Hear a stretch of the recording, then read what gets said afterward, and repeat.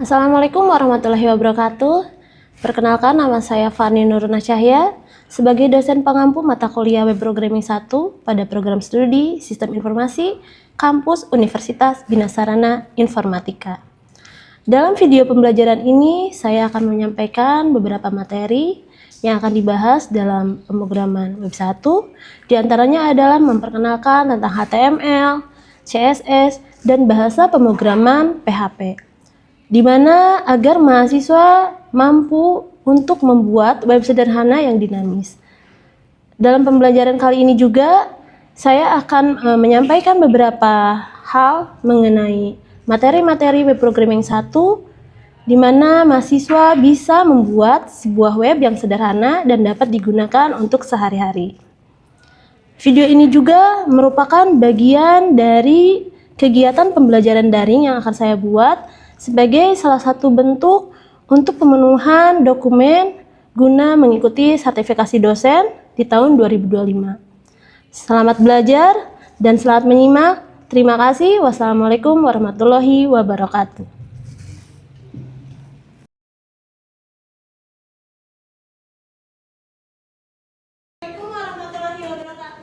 Waalaikumsalam warahmatullahi wabarakatuh. Semua? Baik, alhamdulillah ya. Perkenalkan, nama saya Fani Nuruna Cahya, yaitu dosen pengampu Web Programming 1 di kelas ini. Tentunya untuk 1 semester ke depan kita akan bertemu selalu ya, di hari ini, di hari Jumat biasanya. Jadi nanti setiap hari Jumat kita bakal bertemu untuk belajar tentang Web Programming 1. Nah, sebelumnya saya akan menjelaskan terlebih dahulu untuk kontrak perkuliahan kita selama 6 bulan ke depan. Oke? Baik, di sini ada beberapa hal yang perlu kalian ketahui. Nah, di sini kita akan mempelajari beberapa hal, yaitu tentang web programming 1, di antaranya ada HTML, ada PHP, ada pengenalan operator, penggunaan form dan HTTP, kemudian ada form lanjutan, ada percabangan, ada perulangan, dan kemudian nanti kita akan belajar tentang sedikit JavaScript dan CSS. Jadi kita hanya baru sampai CSS ya. CSS itu adalah untuk lebih dinamisnya aja. Jadi belum ke database. Jadi untuk tampilan websitenya aja dulu. Tapi agar websitenya lebih dinamis, lebih menarik, kita menggunakan CSS. Ya, kemudian nanti ada latihan web responsif. Nah, itu untuk proyekannya, proyek akhir dari mata kuliah ini adalah membuat sebuah website sederhana yang nanti dimana dikerjakannya secara berkelompok. Nanti kita bikin kelompoknya terlebih dahulu. Kita bikin sekitar 5 kelompok untuk kelas ini. Nanti teman-teman kerjasama untuk mengerjakannya. Dan saya minta mengerjakannya sesuai dengan job desk-nya. Ya, nanti dipilih ketuanya. Kemudian yang dikumpulkannya nanti ada laporan, ada PowerPoint atau untuk presentasi. Kemudian ada untuk proyeknya. Ya, nanti ketuanya tolong atur mana teman-temannya yang bagian membuat laporan, membuat proyeknya, dan membuat PowerPoint-nya, agar semuanya rata, adil ya. Jadi nggak ada yang saling mengandalkan. Oke? Nah, selanjutnya di sini kita kurang lebih ada 16 kali pertemuan.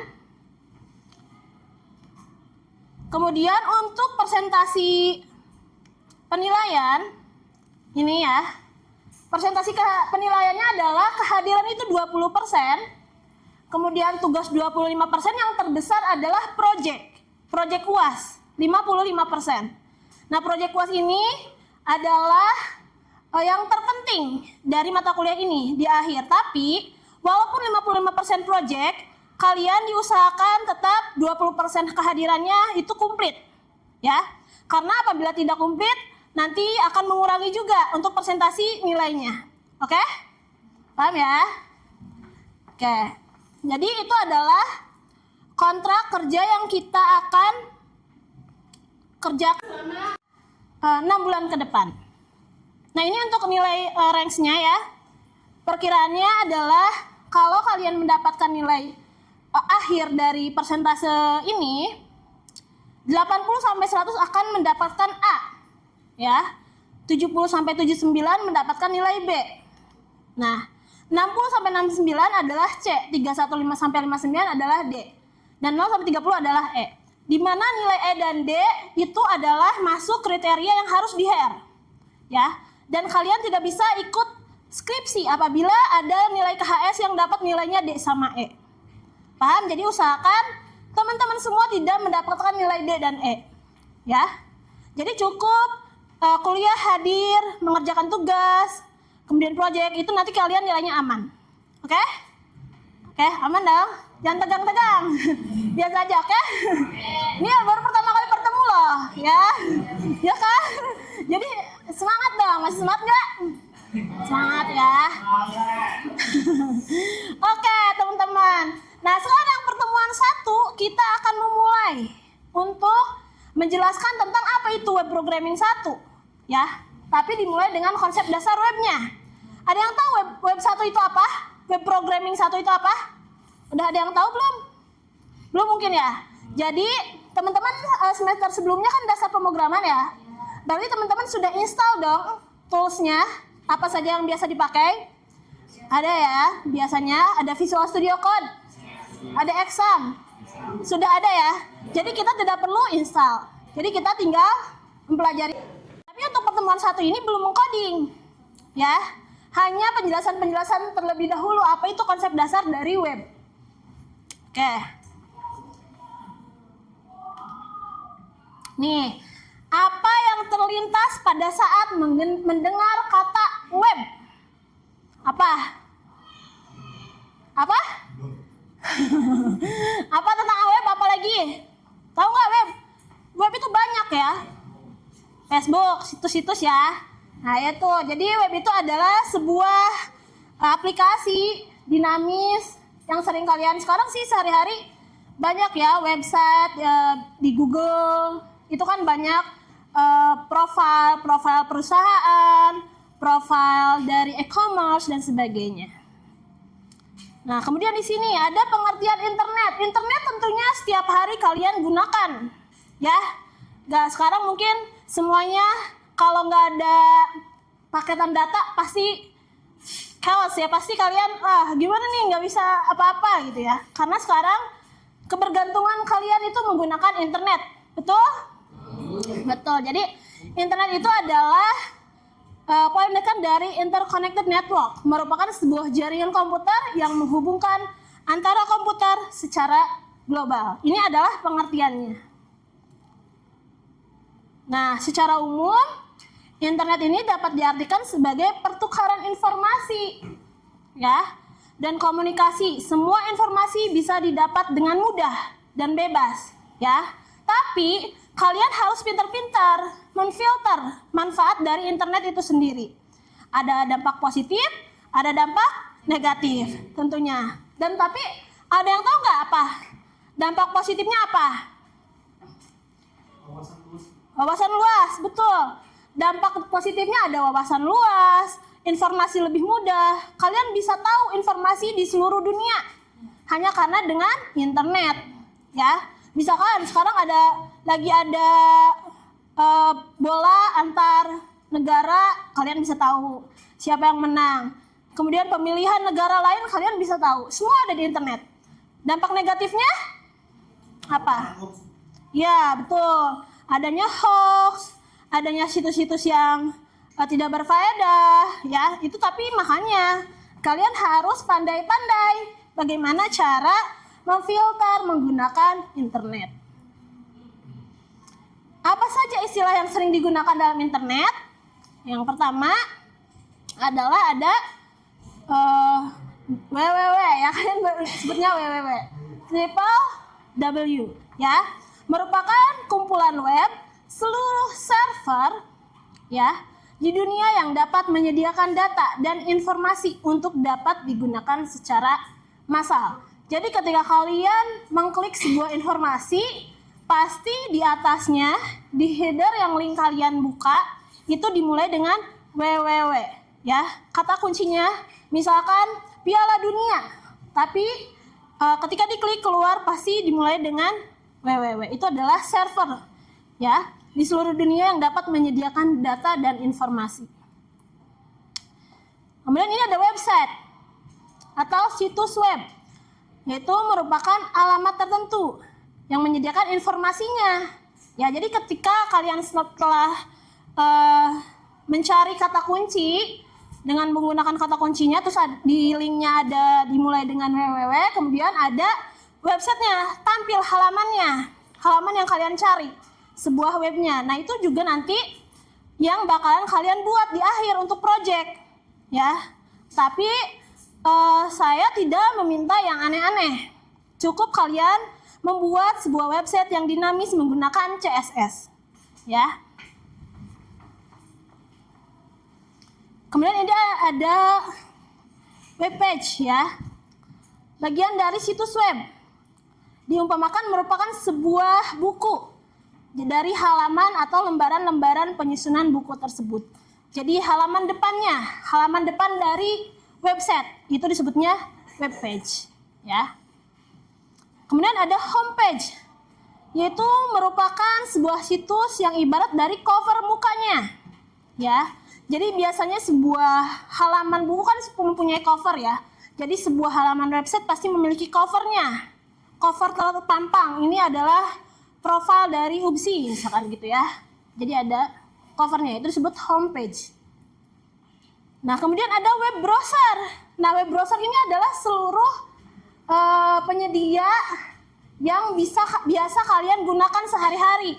Mungkin kalian bisa menggunakan Mozilla, ada Chrome, ada Opera, ya, dan sebagainya. Ini sudah biasa mungkin kalian gunakan untuk sehari-hari, ya. Ini adalah web servernya, web browsernya. Kemudian ada URL. Yang tadi, yang www itu disebutnya juga URL atau linknya, ya. Ini adalah URL. Kemudian ada Hypertext Transfer Protocol.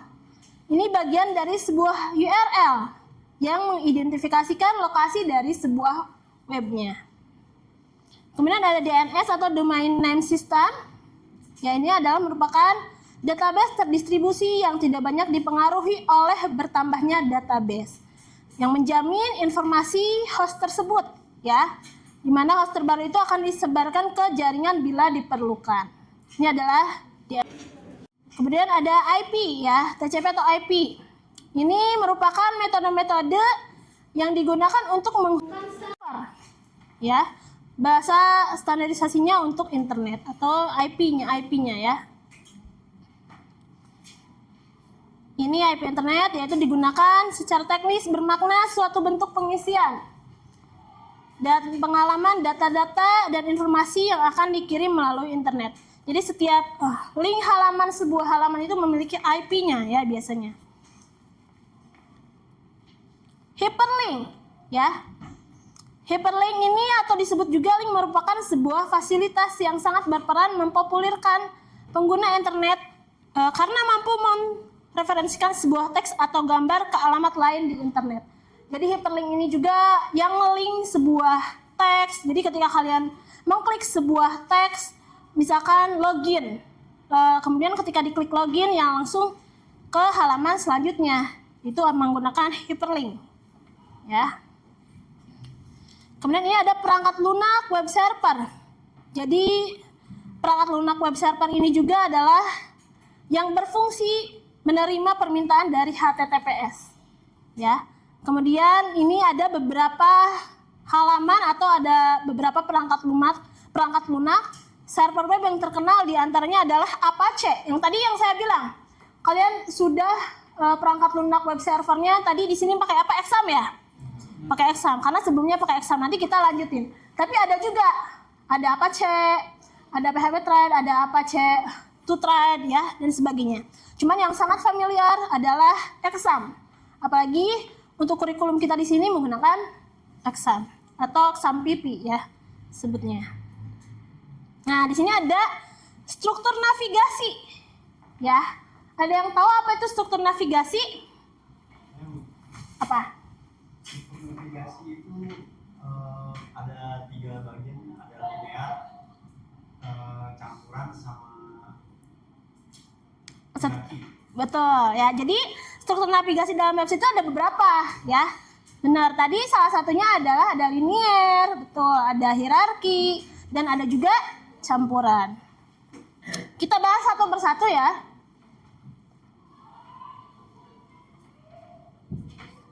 Sebentar. Kita bahas satu persatu.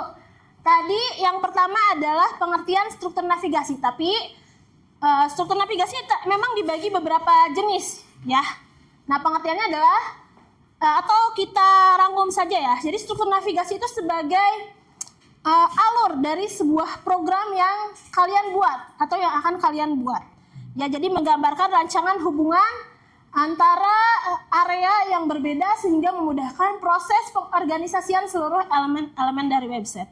Jadi struktur navigasi itu mempermudah ketika kalian akan membuat sebuah website. Jadi tahu alurnya. Alurnya tuh bagaimana dari kalau kalian sudah mengetahui struktur navigasinya. Jadi dalam sebuah website itu kan selalu ada beberapa halaman, ya.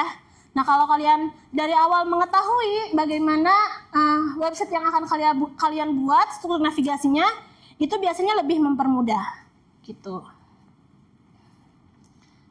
Nah, di sini struktur navigasi adalah susunan menu atau hierarki dari suatu situs yang menggambarkan isi dari setiap halaman, link, atau navigasi. Ya, tiap halaman pada suatu situs web struktur, navigasi dapat dikatakan sebagai penggambaran hubungan atau rantai kerja. Ya, jadi ada saling terhubung dari halaman sebelum ke halaman selanjutnya. Jadi ada strukturnya, jadi ada alur-alurnya. Jadi ketika kalian membuat halaman profile dulu beranda, setelah beranda mau kemana? Mau ke halaman misalkan login kemana lagi, jadi ada alurnya. Seperti itu. Nah, betul tadi. Ada beberapa struktur navigasi ya. Di sini ada linear, ada non-linear, ada hierarki, dan ada campuran. Jadi ada 4 macam. Tadi betul, salah satunya disebutkan ada linear, hierarki, dan campuran atau komposit ya. Tapi ada juga yang namanya non-linear. Nih, ada yang tahu apa itu struktur navigasi linear? Apa? Jenis navigasi di mana halaman-halaman web disusun secara berurutan dan hanya bisa diakses satu arah ke depan atau ke belakang. Ya, betul. Jadi struktur navigasi linear ini hanya bisa satu arah saja. Ya, nah lebih jelasnya kita buka. Sebentar. Nah, jadi linear ini hanya memiliki satu aliran atau alur yang berurut aja dari awal sampai dengan akhir, ya. Nih contohnya. Ini bentuk contoh website struktur navigasi linear. Lurus, ya, lurus.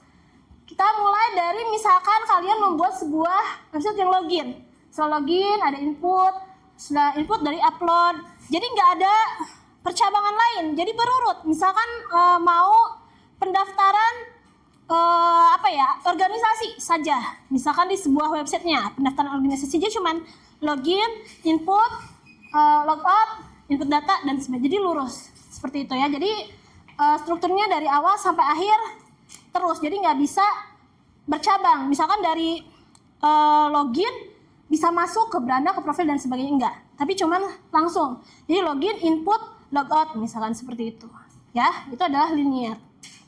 Kemudian ada non-linear, ya, struktur yang tidak berurut. Pada struktur ini diperkenankan membuat navigasi bercabang.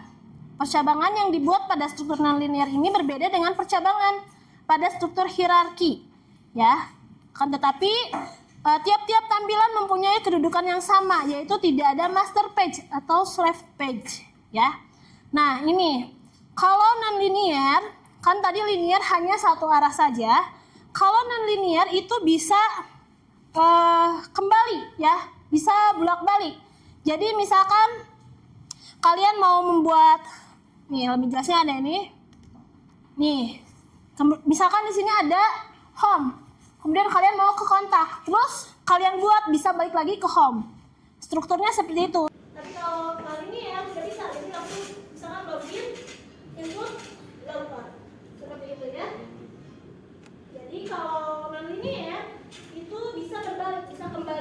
atau bisa dari home ke kategori, home ke mana bisa. Gitu, itu non linear. Kemudian ada yang namanya struktur navigasi hierarki. Kalian tahu apa hierarki? Tahu hierarki? Tingkatan, bukan cabang, ya. Biasanya seperti itu. Jadi struktur navigasi hierarki biasanya struktur navigasi yang bercabang, lebih bercabang, tapi strukturnya kayak pohon rantai. Jadi jika halaman pendukung dipilih atau diaktifkan, maka tampilan tersebut akan bernama master page. Ya, jadi gini, ibaratkan ada sebuah website yang isinya adalah menu kelas. Ya, menu kelas berarti ada menu kelas, ada menu prodi, ada menu misalkan mata kuliah, ya misalkan. Nah, di menu kelas ada kelas A, B, C, D. Di menu misalkan prodi ada prodi FTI, FEB dan sebagainya. Gitu. Jadi ada master page-nya. Ya, master page-nya adalah misalkan kelas. Di dalam kelas ada apa aja? Di dalam menu prodi ada apa aja? Nah, itu adalah struktur navigasi hierarki yang bercabang, ya.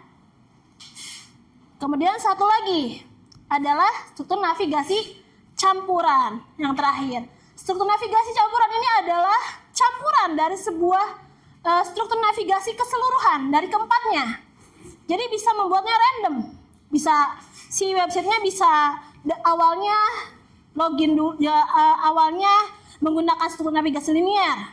Kemudian setelah dimasuk di input, masuk ke percabangan misalkan. Jadi kalau campuran itu kan tadi kalau linear lurus ya, kita pakai dulu linear, login input, itu satu arah ya. Kalau login terus harus input misalkan. Nah, di input kita menggunakan yang namanya misalkan hierarki atau percabangan. Nah, di hierarki itu kalian tempelin input nilai, misalkan input data, nama dan sebagainya. Jadi kalau campuran itu bebas. Kalian mau menggunakan linear dan hierarki, linear dan non-linear, ataupun semuanya digunakan itu bisa. Ya, jadi itu adalah contoh struktur navigasi campuran. Nah ini, jadi di sini ada linear, di sini ada hierarki, ada non-linearnya, bisa kembali. Itu adalah, tapi biasanya memang yang digunakan kalau lebih kompleks yang lebih sering adalah struktur navigasi campuran ini. Ya, tapi teman-teman nanti di project bebas ya, saya membebaskan teman-teman mau menggunakan struktur navigasi apapun itu. Gitu ya. Jadi mungkin untuk pertemuan kali ini kita hanya perkenalan tadi ya, saya sudah sebutkan kontraknya. Kemudian pembahasan tentang apa itu sebuah website dan sebagainya. Kemudian saya selipkan beberapa materi tentang struktur navigasi agar teman-teman bisa ada bayangan nanti proyeknya mau membuat apa ya.